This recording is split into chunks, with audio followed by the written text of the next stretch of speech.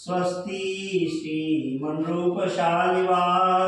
शक 1947 विश्वावसुनाम संवत्सर 755 शतकोत्तर दशकपूर्ती वर्ष इसवी सन 2025-26 विक्रम संवत 2081-82 वर्ष 110 संस्थापक कैलासवासी ल गोदाते संवर्धक धंडीराज लक्ष्मण दाते पंचांगकर्ते अनंत मोहन धंडीराज दाते विनय श्रीधर दाते ओंकार अनंत दाते संवत्सर फल वाचन करूया। श्री गणेशाय नमः श्री सरस्वते नमः अथ संवत्सर फलम सजयति सिंदूरवदनो देवो यत्पाद पंकज स्मरणं वासरमनिरिवतमसां राशिं नाशयाति विघ्नानां तत्वा गणपतिं केटान् ब्रह्म विष्णु शिवात्मकान् संवत्सर फलं वक्षे सर्व कामार्थ सिद्धये। अर्थात प्रारंभी श्री गजाननाचे स्मरण केले असता सूर्योदय होतात, ज्याप्रमाणे तिमिर समूहांचा नाश होतो त्याप्रमाणे सर्व विघ्नांचा नाश होतो। तो सिंधुवर्धन देव उत्कर्ष पावत आहे। सर्व कार्याची सिद्धी होण्याकरिता श्री गणपती ब्रह्मा विष्णू आणि महेश्वर यांना नमस्कार करून संवत्सर फल सांगतो। नूतन संवत्सर सुरू होते त्या दिवशी करोडो जजवतोरणे उभा राहीत। मंगल स्नान अभ्यंग स्नान करून ब्राह्मण सहदेवांची गुरुदांची पूजा करावी। स्त्रिया मुले यांना वस्त्रालंकाराने भूषित करून उत्साह करावा। ज्योतिषाचा सत्कार करून त्याचकडून वर्षफळ श्रवण करावे, म्हणजे वर्ष लाभप्रद होईल। प्रथम मंगल स्नान करून अमृतापासून उत्पन्न झालेल्या कडुलिंबाच्या कोवळ्या पानांचे चूर्ण करून पुढे सांगितल्याप्रमाणे भक्षण करावे, म्हणजे व्याधींचा नाश होऊन सुख विद्या आयुष्य लक्ष्मी संपत्ती प्राप्त होते। मिरे हिंग मीठ ओवा साखर यांच्यासह पुष्पासहित कडुलिंबाच्या कोवळ्या पानांचे चूर्ण चिंचेत कालवून रोग शांती होण्याकरिता भक्षण करावे। पंचांगस्थ गणपतीचे ब्राह्मण व ज्योतिषी यांचे पूजन करून याच कारणाचा शक्तिदान अधिकांनी संतोष होऊन मिष्टान्न भोजन घालावे। नाना प्रकारची गीते वाद्य व पुण्यपुरुषांच्या कथा ऐकून दिवस घालावा, म्हणजे संपूर्ण वर्ष सुखाने जाते। राजाचे फलश्रवण केले असता वैभव अचल होते। प्रधानाचे फलश्रवण केले असता कुशलता प्राप्त होते। अग्रधानेशाचे फलश्रवण केले असता लक्ष्मी स्तर होते। मेघाधिपतीचे फलश्रवण केले असता वाणी सजत होते। रसाधिपतीचे फलश्रवण केले असता धार्मिक बुद्धी स्थिर होते। पश्चात धान्याधिपतीचे फलश्रवण केले असता दीर्घायुष्य प्राप्त होते। चैत्रे पुण्यमय वसंत समये नव्यं फलं वार्षिकं नित्यं या शृणुयाद वेदा विष्णु हरो रविन्दुमेजा सौम्य गुरुर्भार्वा मन्दो सखिश्च शत्रुदानं कुर्वन्तु सर्वे। फलश्रवण केले असता पातकांच्या अवघांचा नाश होऊन आयुष्य यश व लक्ष्मी यांची वृद्धी होते। नाश करून वर्ष प्रतिपदेच्या दिवशी जे भक्तिपूर्वक संवत्सर फलश्रवण करतात नियुक्त होतात। सूर्य तुमच्या आरोग्याची वाढ करो, चंद्र यशाची मंगळाश्वर शनी आनंद व राहू भाऊ देव आणि केतू तुमच्या फळाची उन्नती करो। तिथीच्या श्रवणाने वैभव स्थिर होते। वारांच्या श्रवणाने दीर्घायुष्य प्राप्त होते। नक्षत्र श्रवणाने केलेल्या पापांचा नाश होतो। योगाच्या श्रवणाने वियोग नाश होतो। कर्णाच्या श्रवणाने सर्व इच्छा पूर्ण होतात। ज्योतिषाकडून नित्य पंचांग श्रवण केले असता सिद्धी प्राप्त होतात। स्वस्ति श्री सूर्य सिद्धांत मतेन समस्त जगत उत्पत्ति स्थिति लय कारण श्री महाविष्णुर्ना मायुर्वशतं तदार्थं यातं तर्पचा प्रथम पक्षे प्रथम दिवसे त्रयोदश घटिका द्विचत्वारिंशत् फलानि अक्षरत्रयं च गतम्। या कारणीभूताच्या श्री महाविष्णूच्या नाभी कमलापासून उत्पन्न झालेल्या ब्रह्मदेवाचे आयुष्य 100 वर्ष आहे। त्यापैकी 50 वर्ष होऊन गेली। सांप्रत 51 वर्षाच्या पहिल्या महिन्याच्या पहिल्या पक्षाच्या पहिल्या दिवसाच्या घटिका 13 फळे 42 आणि 3 अक्षरे होऊन गेली। 4 युगे 1000 वेळा येऊन गेली, म्हणजे ब्रह्मदेवाचा एक दिवस होतो तेवढ्या लांबीची त्याची एक रात्र असते। ब्रह्मदेवाच्या एका दिवसात 14 महिने होतात।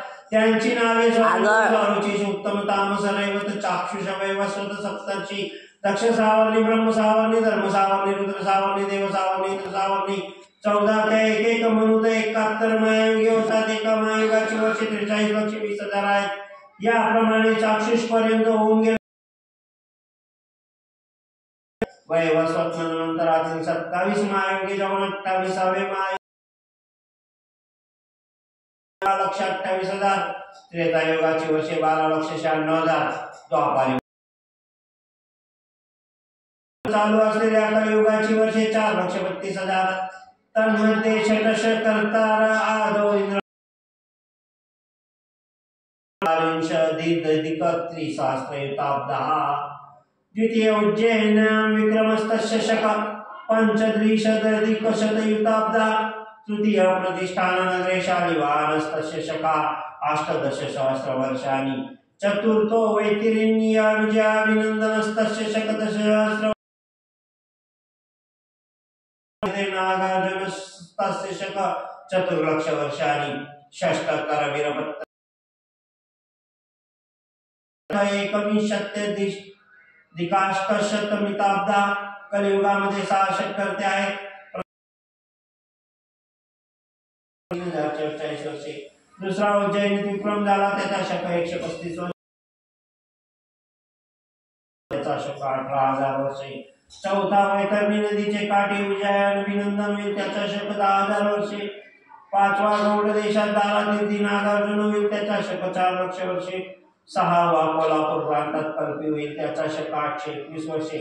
कलियुगाच्या एकंदर वर्षातून 5,126 वर्षे मागे पडली व 4,26,884 मनरूप विक्रमार्क समयातीत गुजराती संवत 2081 अनल नाम संवत्सरे, मारवाडी संवत 2082 पिंगल नाम संवत्सरे, तथा श्री मनरूप शालिवाहन शके 1947 विश्वावसु नाम संवत्सरे, राजा रवि मंत्री रवि, कोशाधिप बुध, मेघाधिप रवि, पूर्व सस्याधिप बुध, सेना दुर्ग योरदपि शनि, चक्रधर क्षेत्रानामधिप भौमा, रसाधिप शुक्र, आज्ञाधिप रवि, मध्य पश्चात धान्याधिप चंद्र, निरशेषा बुध, व्यापार फल केटक, प्रतापानामधिप गुरु, व्यवहार वस्त्र काष्ठानामधिप शनि, नगराधिप रवि, सर्वेषामधिप रवि, इत्यधिपादौ संवत्सरफलम् स्वल्पं जलं जलमण्डलमददाति,